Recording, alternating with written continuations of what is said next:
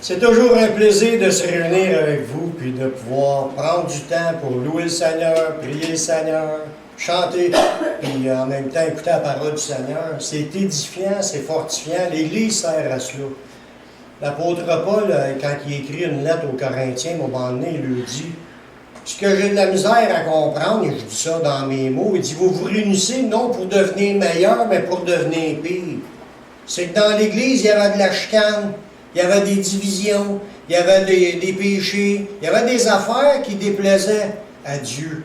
Puis l'apôtre Paul est obligé de les reprendre. Mais nous, c'est le contraire. On se réunit pour devenir meilleur. Amen. On veut devenir meilleur, puis on veut être béni quand on sort d'ici. Puis si je veux être béni en sortant d'ici, mais il faut que je vienne avec l'attitude de bénir les autres. Puis si on se met à se bénir les uns les autres, on va toujours sortir béni, parce qu'on va tous avoir béni.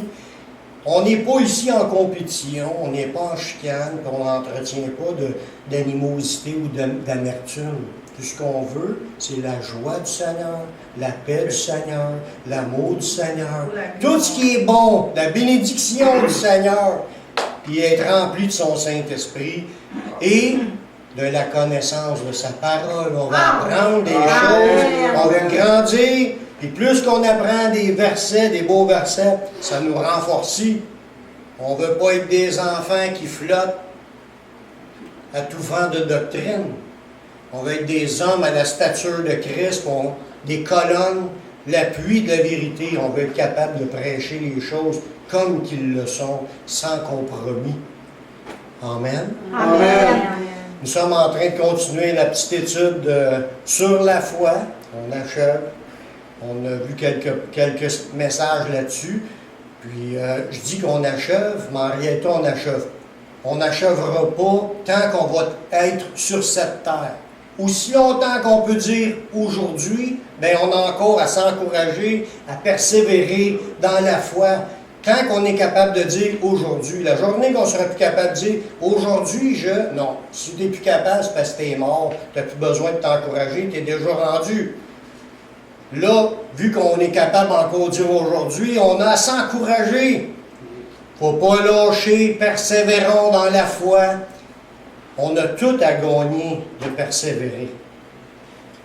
Le sujet qu'on regarde aujourd'hui sur la foi, c'est par la foi que nous marchons.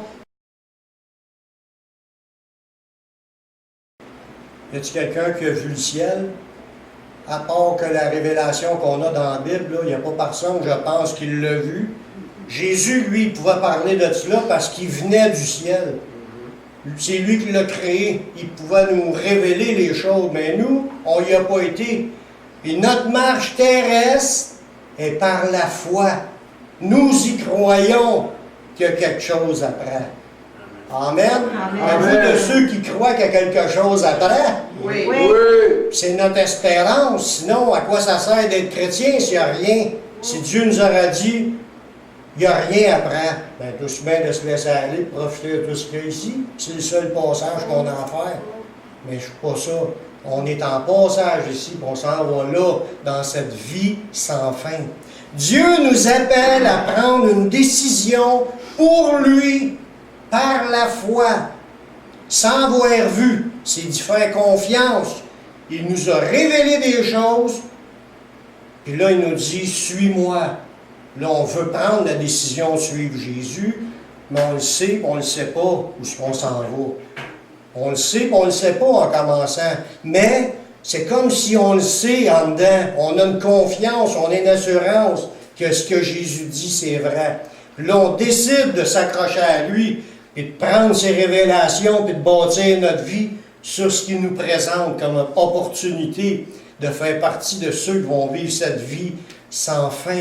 La décision qu'on a à prendre d'accepter Jésus, ça a un impact sur nous, sur notre destinée éternelle. C'est pas juste un impact temporaire.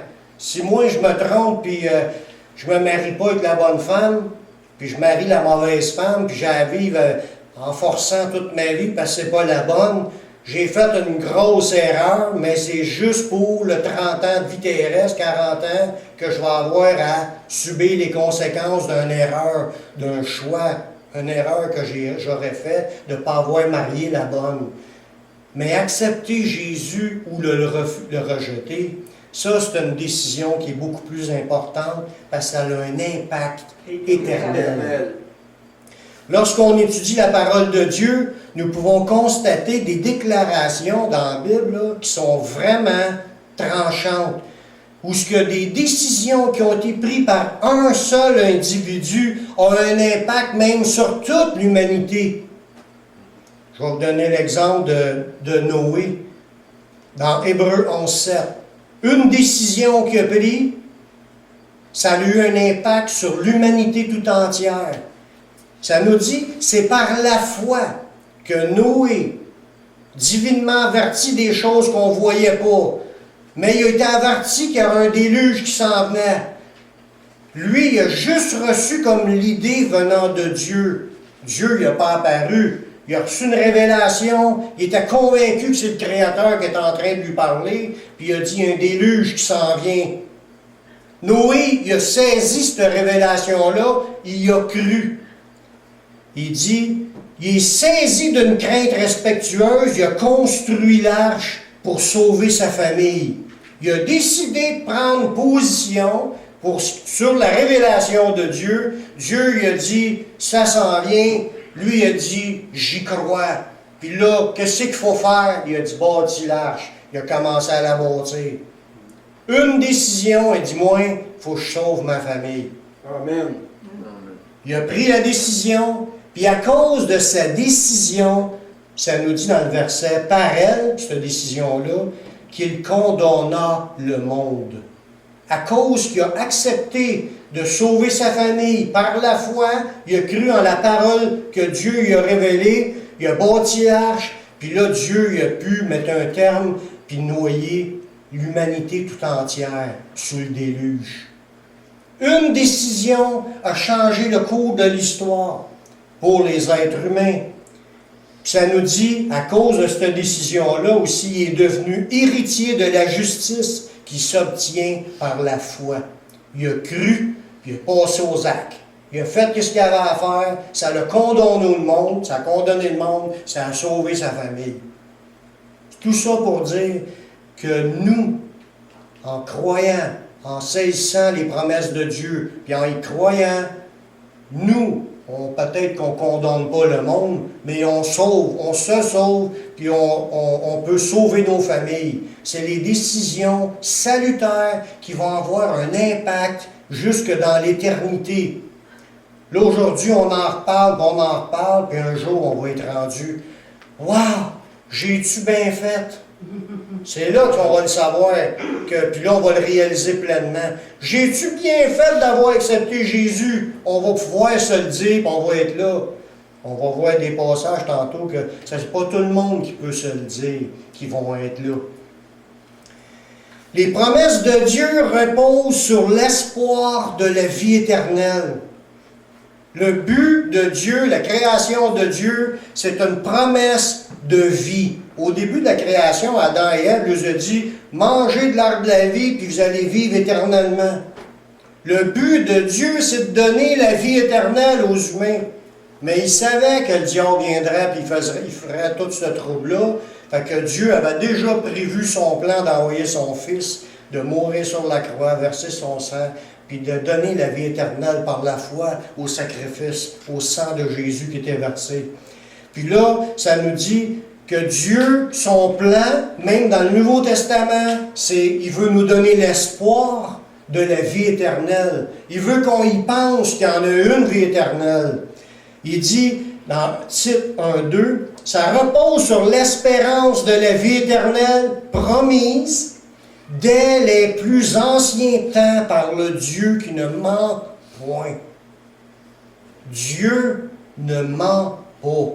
Dieu, c'est le Dieu de vérité. Il a déjà promis la vie éternelle. Il l'a promis pas juste par Jésus, il en parle même dans l'Ancien Testament de la vie éternelle. C'est promis dès les plus anciens temps de faire mijoter à l'homme qu'il pourra vivre dans une vie sans fin.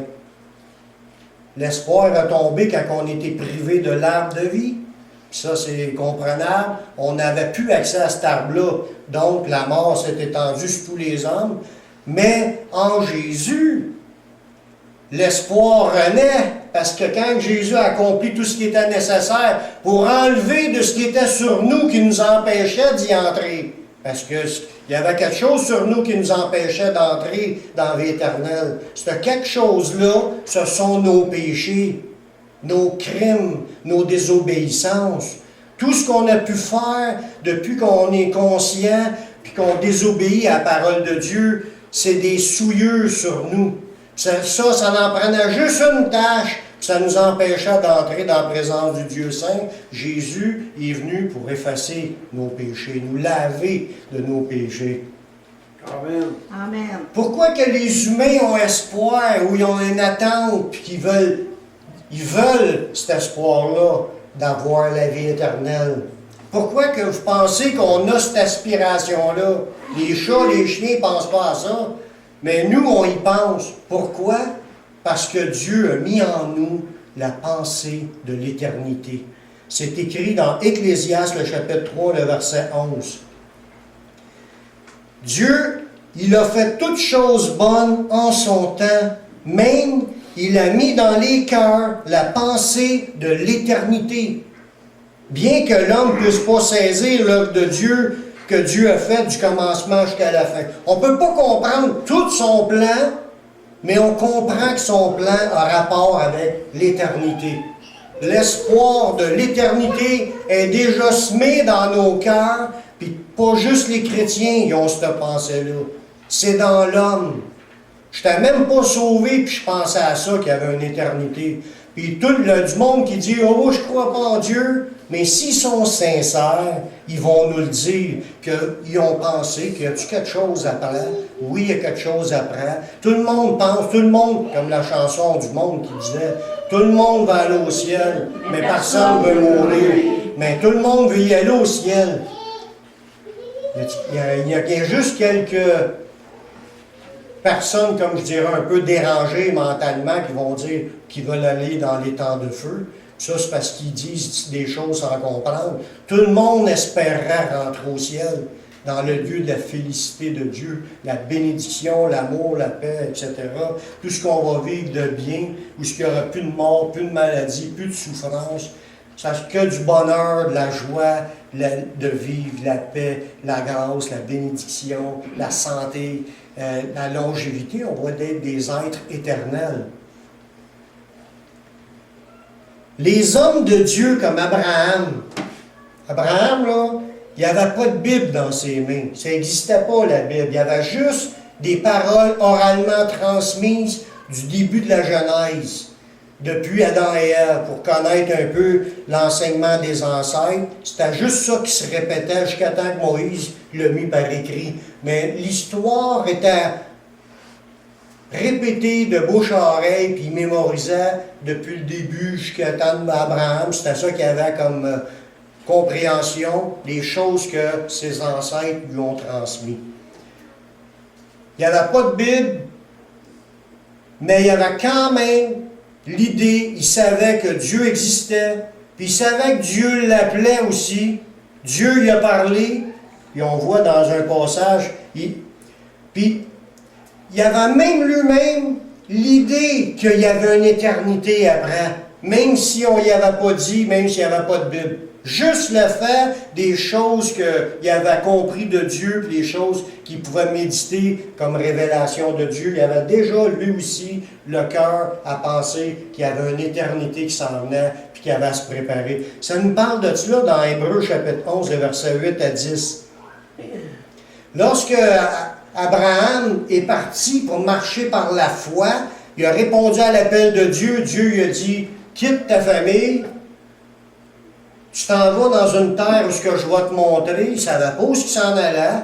Il part par la foi, puis Dieu il a dit, cette terre-là, je ne te la donnerai pas à toi, je ne te la donnerai pas à tes enfants, je vais te la donner à ta descendance. Fait que lui, il est parti en sachant que ça serait pour être donné à travers sa descendance, puis il n'avait pas encore de descendance. Fait que c'était vraiment par la foi qu'il est parti à obéir à Dieu, Puis ça, en sachant que c'était même pas pour lui.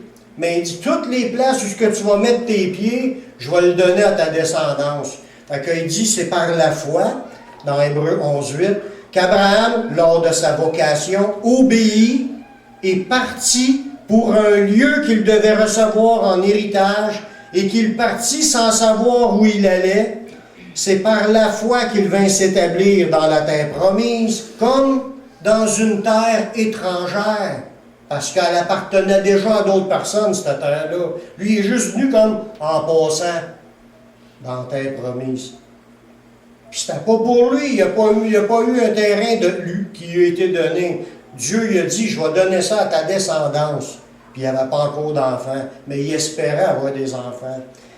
Là, ça nous dit, il habitait sur des tentes, ainsi qu'Isaac et Jacob, les co-héritiers de la même promesse, parce que la promesse était donnée aussi à ses enfants qui sont venus. Il attendait que Dieu lui donne ce terrain-là. Il marchait par la foi.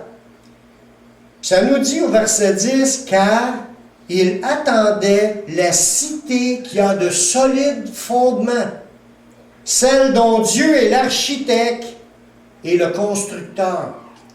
On voit que l'auteur de l'Épître aux Hébreux a vu en Abraham qu'Abraham obéit, mais il savait que ce n'était pas pour lui, c'était pour sa descendance.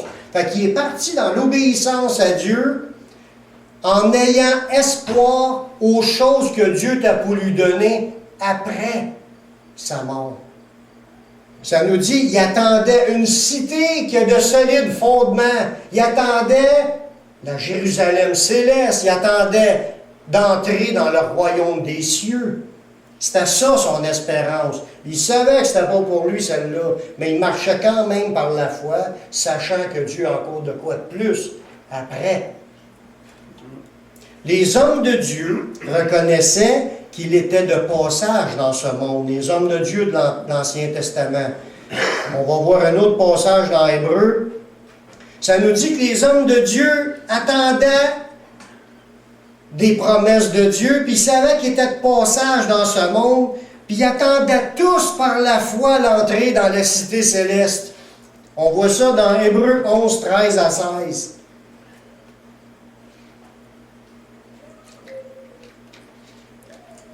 Ils croyaient que Dieu avait promis la vie éternelle.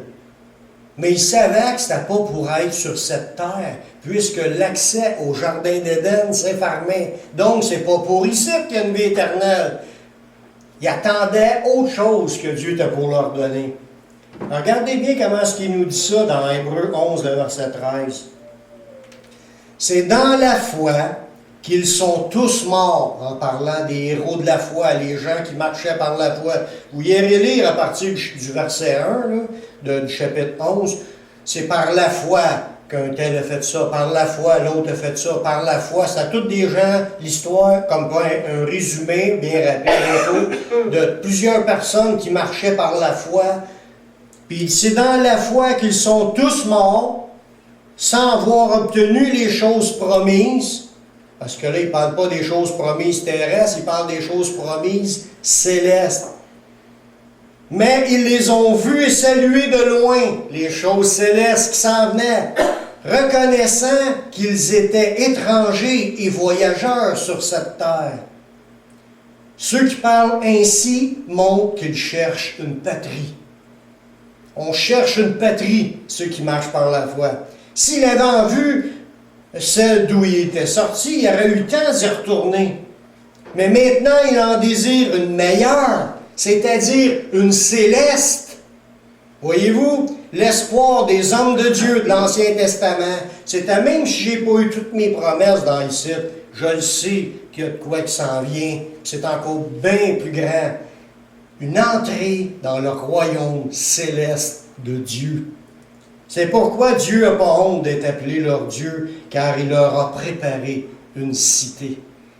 Puis ils ne sont pas encore rentrés, mais ça s'en vient.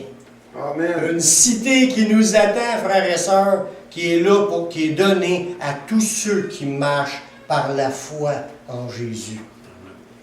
Jean-Baptiste, Jésus, les apôtres, prêchait que le royaume des cieux était proche.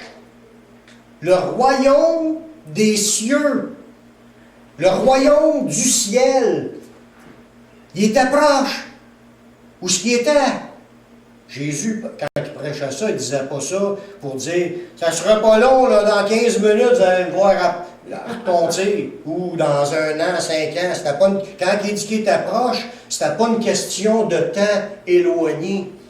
Ce n'était pas une question de valeur de temps qu'il voulait dire proche.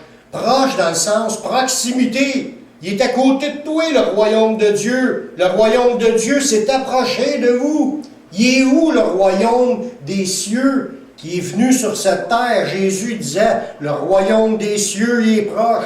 Il est proche de toi, là. Je suis là. Je suis un habitant du royaume des cieux.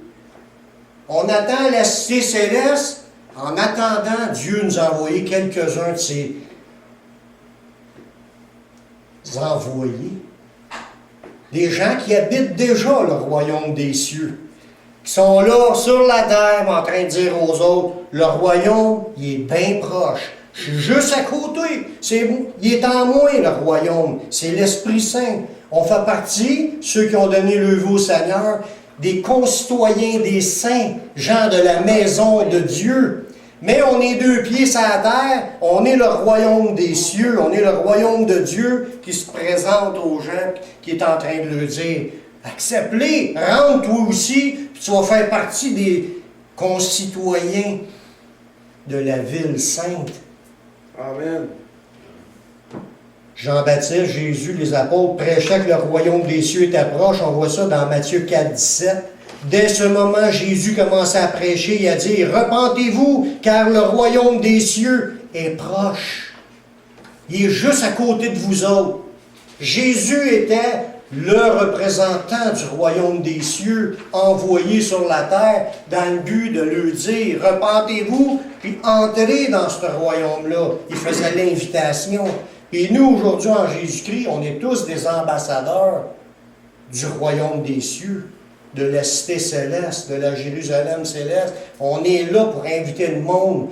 Des ambassadeurs, c'est des envoyés par un pays, puis on fait partie des habitants des cieux, puis on est envoyés pour aller inviter les gens à faire la paix avec Dieu et entrer eux aussi dans cette ville-là. Jésus nous disait qu'il fallait naître de nouveau pour permettre l'entrée dans ce royaume, dans son royaume.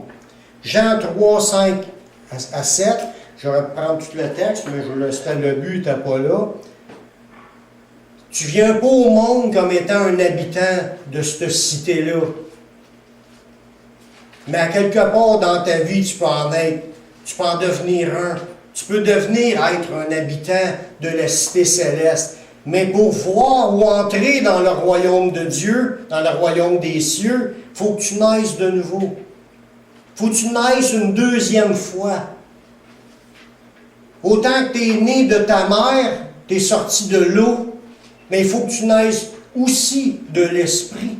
À quelque part dans ta vie, il faut que tu reçoives l'Esprit de Dieu pour faire partie des concitoyens de la cité céleste. Dans Jean 3, 5, 7, ça dit, Jésus répondit, « En vérité, je te le dis, si un homme ne naît d'eau et d'esprit, il ne peut entrer dans le royaume de Dieu. Ce qui est né de la chair est chair. » L'ensemble de l'humanité sont nés de la chair et sont chair. Il faut qu'à quelque part, les gens naissent de l'esprit. Puis ça, ce qui est né de la chair est chair, et ce qui est né de l'esprit est esprit. Ne t'étonne pas que je t'ai dit, il faut que vous naissiez de nouveau. La nouvelle naissance, quand tu nais de nouveau, c'est lorsque tu te repens de tes péchés, puis tu reconnais que tu es pécheur, tu demandes pardon, tu veux t'en sortir, tu es repentant.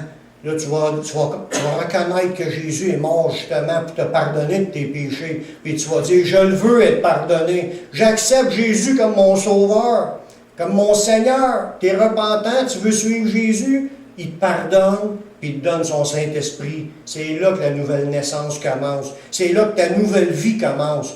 Tu es maintenant un être des cieux.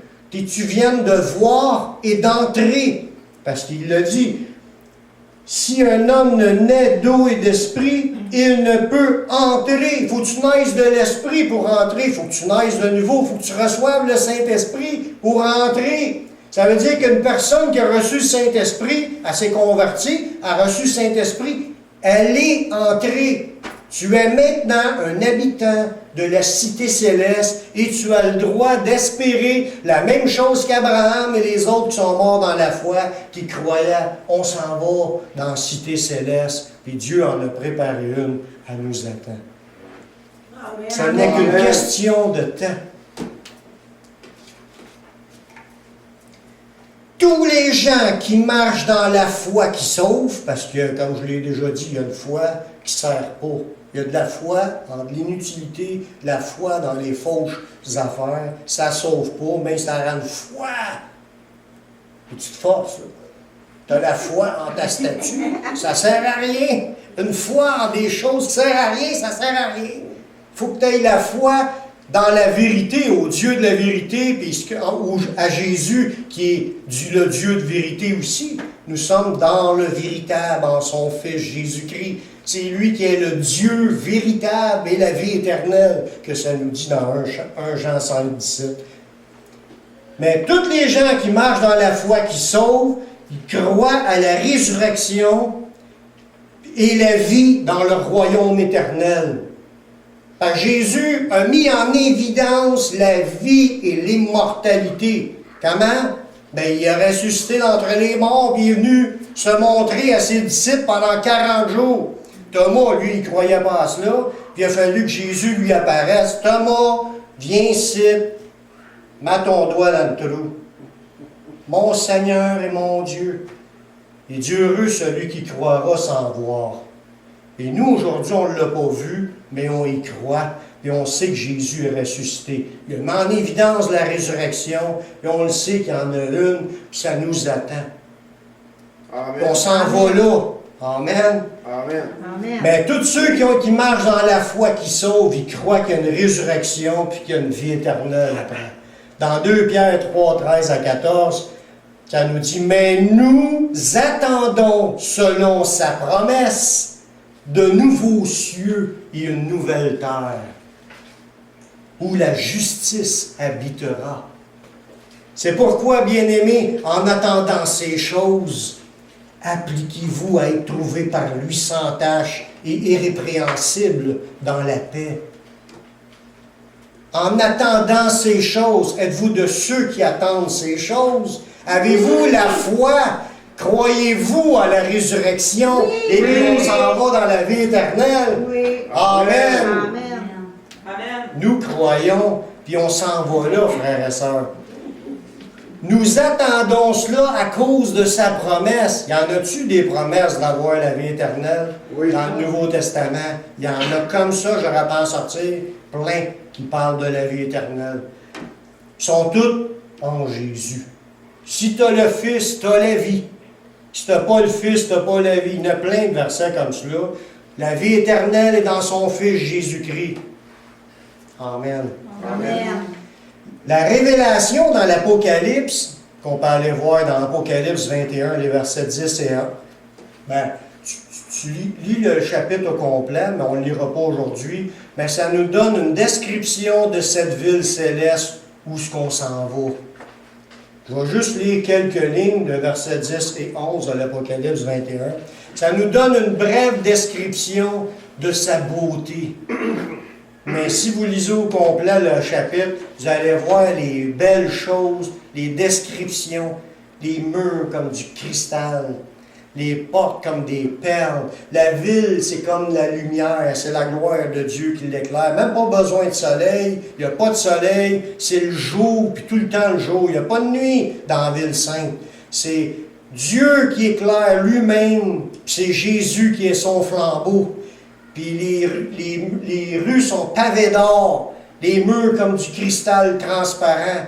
Une immense et haute muraille de 120 coudées de haut, mais la ville est comme un bloc, mais pas un bloc Lego, c'est un bloc de 1200 km de long, 1200 km de large par 1200 km de haut, qui est la ville sainte, l'habitation de Dieu en esprit. Puis les saints vont, il dit, dehors des chiens, les enchanteurs, les impudiques, les idolâtres, et quiconque aime et pratique le mensonge, ils n'auront pas le droit. Il n'entrera que ceux qui sont inscrits dans le livre de vie de l'agneau. Puis on va aller là, puis ça nous dit qu'on va voir Dieu de nos yeux. Ça va être extraordinaire. Juste en quelques lignes. Et il me transporta en esprit sur une grande et haute montagne, puis me montra la ville sainte, Jérusalem, qui descendait du ciel d'auprès de Dieu, et ayant la gloire de Dieu. Juste pour vous donner une description, quand on voit Jésus au début de l'Apocalypse, ça nous dit « Son visage rayonnait comme le soleil dans sa force, ses yeux comme des flammes de feu. » Il dit, ses jambes étaient comme de l'airain ardent, comme s'il avait été embrasé dans une fournaise. Imaginez-vous les jambes comme en bronze, en fusion. Puis le visage rayonnant. Ça, c'est la gloire de Jésus. Il dit, la ville sainte va avoir la gloire de Dieu. Imaginez-vous une ville de lumière. Ça va être de toute beauté. Si Dieu est capable de faire un coucher de soleil avec des couleurs rouges, jaunes, mauves, tu sais, puis nous autres, on est tous... Mais quand on arrive de l'autre bord, puis on va quasiment tomber sa connaissance tellement que c'est beau. Puis il a fait ça pour nous. Amen. Lui, il n'avait même pas de besoin. Il a fait ça pour ses créatures. Les anges sont là depuis qu'ils ont été créés. Puis là, c'était à notre tour. Puis en attendant, on fait juste espérer l'espérance de la vie éternelle. On fait juste y penser. Puis on a hâte d'y aller. Puis on le sait qu'on est déjà dedans. Puis on le sait qu'on a juste à persévérer. On est déjà dans le chemin resserré qui mène à la vie. On persévère dans la foi. Puis on le sait que ça nous attend. On va rentrer là, puis là, on va dire... Gloire à Dieu! Gloire à Dieu! Merci Seigneur! Ça va être extraordinaire le moment où on va avoir les deux pieds là. Il y a un chant qui nous dit « Je ne peux qu'imaginer comment ça sera lorsque je vais le voir. Vas-tu me mettre à danser? Vas-tu me mettre à chanter? Vas-tu tomber sur mes genoux? Vas-tu me mettre à pleurer? Vas-tu me mettre à rire? Comment est-ce qu'on va réagir? Ça va être... Merveilleux. Juste merveilleux. » Imaginez-vous que ça a l'air d'être merveilleux. Fantastique. Ça va être fantasmagorique. La ville, au verset 11, ayant la gloire de Dieu, son éclat était semblable à celle d'une pierre très précieuse, d'une pierre de jaspe transparent comme du cristal. Là, lisez le reste chez vous, vous allez être bénis. On s'en va là.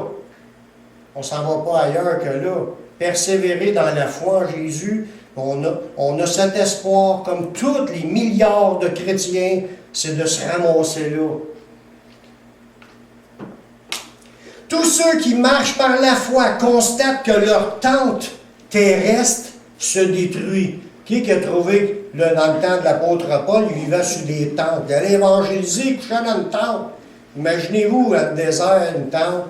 Elle n'avait pas été imperméabilisée sûrement. Puis le soleil qui frappe dessus. C'est pas long que la toile devient toute désagrégée, éventée. Mais il dit, notre tente, elle se détruit. Normal, nous autres, on a des maisons en briques, puis les joints craquent, puis il faut toujours entretenir. Tout est en train de se détériorer. Il y a toujours de l'ouvrage à faire dans ta maison. Il dit dans 2 Corinthiens 5:1, il dit, nous savons en effet que si cette tente où nous habitons sur la terre est détruite, nous avons dans le ciel un édifice qui est l'ouvrage de Dieu, une demeure éternelle qui n'a pas été faite de main d'homme. Aussi nous gémissons dans cette tente désirant revêtir notre domicile céleste. Imaginez au soleil, à la chaleur dans ta tente, elle s'en vient toute détériorée. Il dit là, on gémit. c'est dur de vivre dans le temps, puis il fait chaud, puis tout démoli, puis ça, où est-ce que je vais prendre l'argent pour m'en acheter un autre? Ah, je le sais par exemple, je m'en vais au ciel, dans une demeure céleste. Là, Dieu, il l'a construit, puis il m'attend, puis ça va être super, j'aurais même plus rien à faire, ça va être d'en profiter, puis je vais être heureux. C'est ce qu'il nous dit dans ce verset-là, un peu par parabole, mais il dit, on gémit dans cette tente, elle se détruit, mais on le sait que dans les cieux, on a une demeure céleste qui nous attend, puis c'est là qu'on s'en va, puis on a hâte d'y aller. C'était ça la pensée des premiers chrétiens. C'est par la foi qu'un disciple il se considère de passage sur cette terre. Parce que là, tu le sais, tu as l'espérance, mais c'est par la foi que toi aussi, comme les premiers ancêtres, ils savaient qu'ils étaient étrangers, voyageurs sur cette terre, puis que les promesses, c'était pas pour ici, c'était pour l'autre bord. Nous aussi, on marche par la foi, puis on se considère de passage sur cette terre, puis qu'on le sait que on va passer, après ça, on rentre dans la vie permanente. On est en direction de la terre promise, le ciel. C'est là notre direction, ce qu'on s'en va. Comme les premiers Juifs, quand ils s'en allaient dans leur terre promise. Nous, notre terre promise est dans les cieux, la ville sainte, Jérusalem céleste. Puis en se considérant étrangers et voyageurs sur cette terre, on va s'abstenir des convoitises, des péchés de cette terre. C'est par la foi que je réalise que je suis en chemin vers la cité céleste, et c'est par la foi que je vais m'abstenir des péchés de ce monde qui peuvent m'empêcher d'entrer. 1 Pierre 2, 11. Bien-aimés, je vous exhorte, comme des étrangers et voyageurs sur la terre, à vous abstenir des convoitises charnelles qui font la guerre à l'âme. Quelqu'un qui marche par la foi et qui sait qu'il s'en va vers le ciel, mais sa foi va lui enseigner, il faut que je résiste au péché. Il ne faut pas que je me livre à cela. Il faut que je rejette le péché. Il faut que je sorte de là. Sinon, je vais être en guerre dans mon âme. Puis ça ne sera pas long que je vais être déconnecté, puis je vais partir à la dérive. Puis je vais perdre ce qui s'en vient.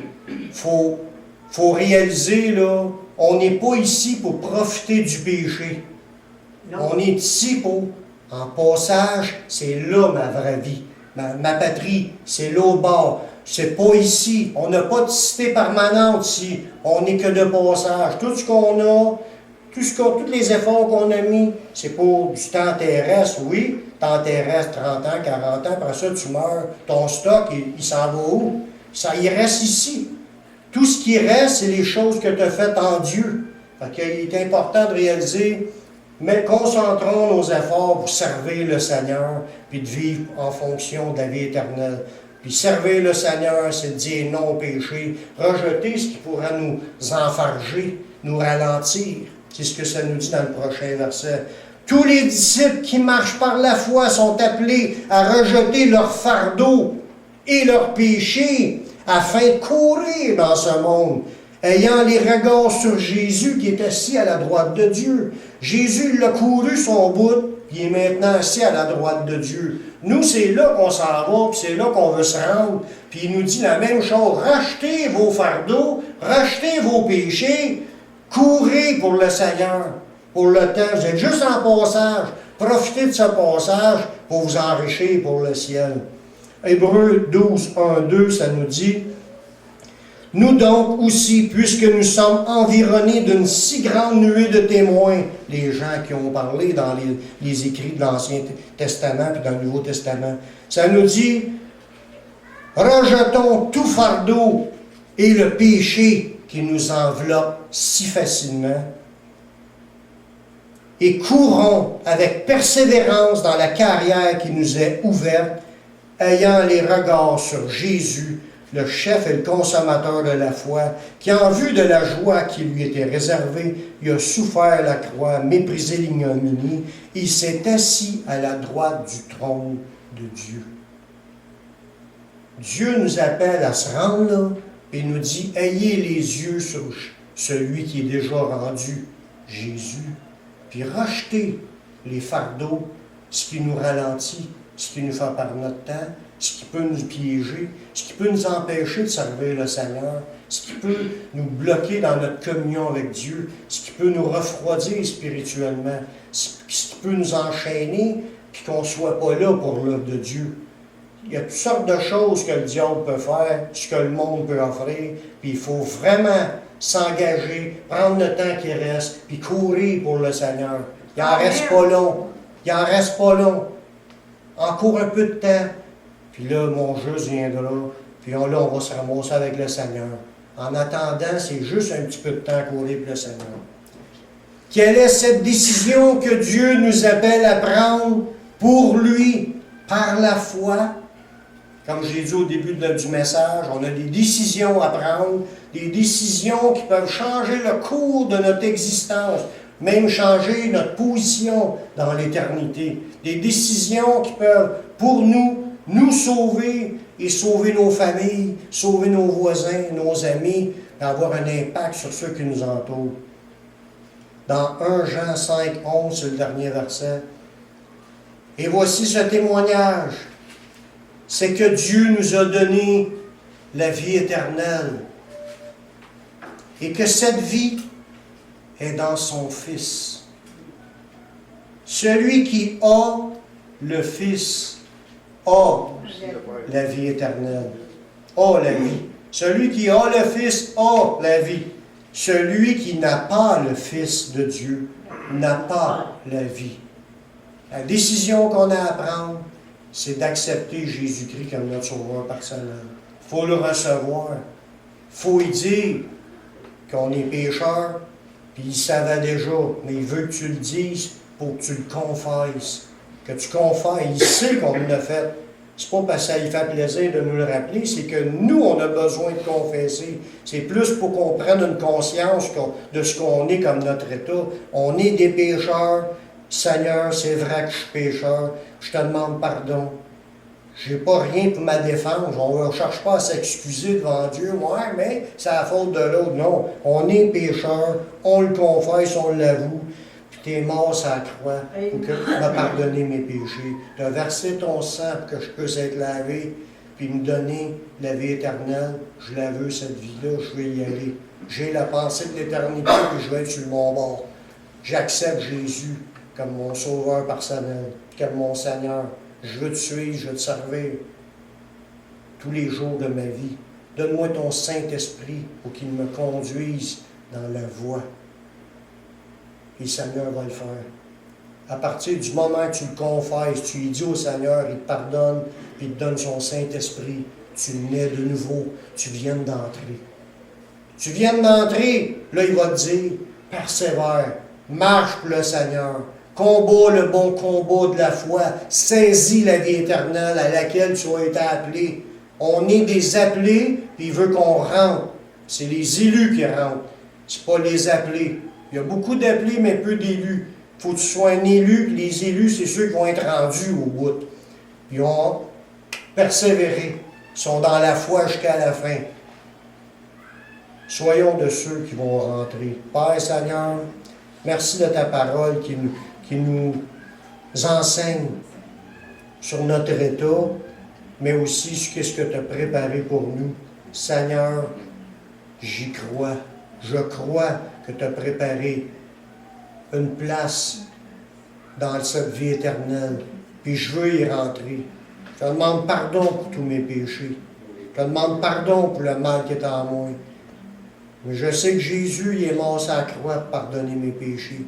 J'accepte Jésus comme mon sauveur, comme mon Seigneur. Prends ma vie, je te la donne. Je veux te suivre, je veux te servir tous les jours de ma vie. Puis donne-moi ton Saint-Esprit pour qu'il me conduise dans la voie de la vie éternelle. Amen. Amen.